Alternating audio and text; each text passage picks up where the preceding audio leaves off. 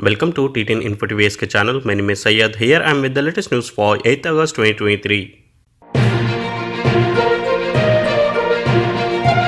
This was Iran's foreign minister in first Japan visit since 2019. Iran's foreign minister visited Japan on Monday for the first time since 2019 to meet his opposite number, officials said, with a meeting with the Prime Minister Fumio Kishida also reportedly on the cards. The purpose of the rare visit by Hossein Amir Abdullahian to a G7 member country was not announced, but reports said Japan would press Iran to stop supplying Russia with arms. Amir Abdullah will meet with Japanese Foreign Minister Yoshimasa, the Japanese Foreign Ministry said in a statement. Indian opposition leader Rahul Gandhi restored to Parliament. India's main opposition leader Rahul Gandhi was restored Parliament Monday after the Supreme Court last week suspended his defamation conviction over political comment criticizing Prime Minister Narendra Modi. Gandhi is the scion of India's premier political dynasty and his reinstatement was welcomed by other members of the Congress party, which was once dominant but has lost the past two elections to Modi's Bharatiya Janata Party. Gandhi's disqualification has ceased to operate subject to further judicial pronouncement, Utpal Kumar Singh, Secretary General of the lower Parliament House, said in a statement. Iran opened registration for candidates in next year's parliament election, the first since protest. Iran on Monday began registering candidates for parliamentary election in March, which will be the first since nationwide protest rocked the country last year.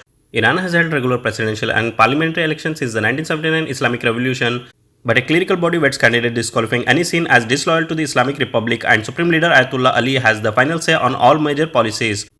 Iran saw months of nationwide protests sparked by death of Mahsa Amini, a 22-year-old woman who was being held by the Mauriti police for allegedly violating the country's strict dress code.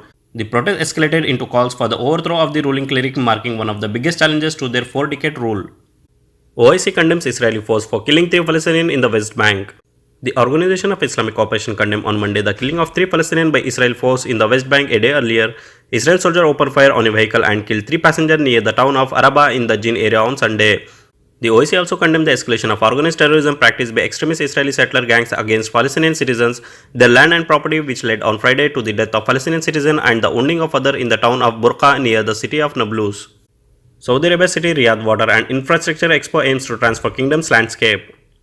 The inaugural Saudi Water Expo to be held with second Saudi Infrastructure Expo next month from September 11 to 13 at the Riyadh International Convention and Exhibition Center will convene 200 exhibitors, local and international suppliers and manufacturers to transform the kingdom's infrastructure landscape. Organized by DMG Events and the Saudi Contractor Authority, the 3-day expo will serve a crucial meeting point for government bodies, major project developer, consultants, architect, utility service providers, tech giants and procurement professionals. China and Germany say Jeddah talk on Ukraine-backed international efforts to end war.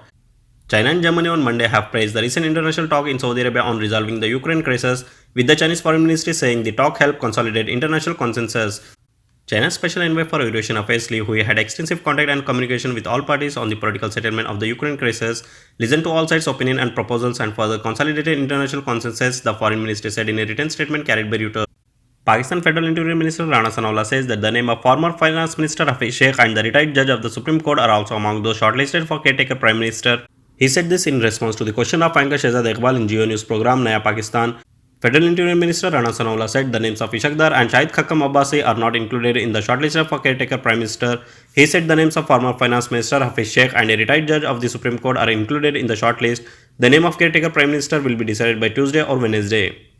Pakistan Islamabad High Court will hear the request to transfer Imran Khan to Adyala Jail tomorrow. The Islamabad High Court has fixed the request for transfer of Chairman PTI Imran Khan from Atuk Jail to Adyala Jail with objection. Islamabad High Court Chief Justice Amir Farooq will hear the objection on Tuesday. Earlier on Monday, the Islamabad High Court Registrar Office raised objection regarding lack of jurisdiction and lack of signature of Imran Khan on the power of attorney. Imran Khan's lawyer has filed a petition in the Islamabad High Court that meeting the lawyer, legal team and family is the fundamental right of Chairman PTI. The petition requested the court to shift Imran Khan from Atuk to Adyala Jail, where A-class facility are available, and to allow family lawyer and Dr. Sultan to meet him. PTI's legal team has also challenged the decision to convict Imran Khan in the Toshakhana case in the Supreme Court, in which the position has been adopted the requirement of justice have not been fulfilled in this case. Indian state Haryana new violence, 156 people arrested, 56 FIR registered so far. As many as 156 people have been arrested and 56 FIR registered so far in connection with the violence and rioting at Haryana's New district on August 7. With this, 6 people have been confirmed dead and 88 are injured so far in the district official confirm. Digital Personal Data Protection Bill 2023 passes in India Lok Sabha. The Digital Personal Data Protection Bill 2023 was passed in the Lok Sabha in a voice vote amid continuous snow-glaring from the opposition benches. The bill set out requirement for firms collecting data online with exceptions for the government and law enforcement agencies. The bill now headed to the upper house also amid the Rights to Information Act 2005 to remove public interest exemption on disclosing personal information. Jaipur-Mumbai train firing accused RPF constable police custody extended till August 11. A court here on Monday extended the police remand of Railway Protection Force Constable Chetan Singh till August 7 for allegedly shooting dead his senior colleague and 3 passengers on a moving train. The Government Railway Police sought the extension of his custody for 7 days, saying they need to identify the witness and scan CCTV footage. Imran Khan party files play in Pakistan Supreme Court seeks retrial in Toshakhana case. Pakistan Tehreek-e-Insaf Party on August 7 launched a legal battle to secure the release of the chairman and former Prime Minister Imran Khan with a petition in the Supreme Court seeking his retrial in the Toshakhana corruption case. Mr. Khan was sentenced to 3 years in jail on Saturday by additional and section judge Humayun Dilawar, who found him guilty of not declaring the proceeds from the sale of state gifts.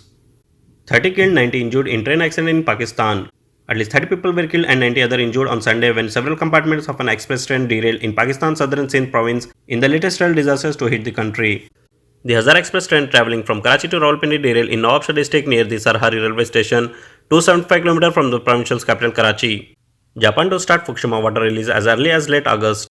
Japan planned to start releasing treated radioactive water from the tsunami-wrecked Fukushima nuclear power plant into the ocean as early as late August, Japan's Asahi Shimbun daily reported on August 7, citing unidentified government sources.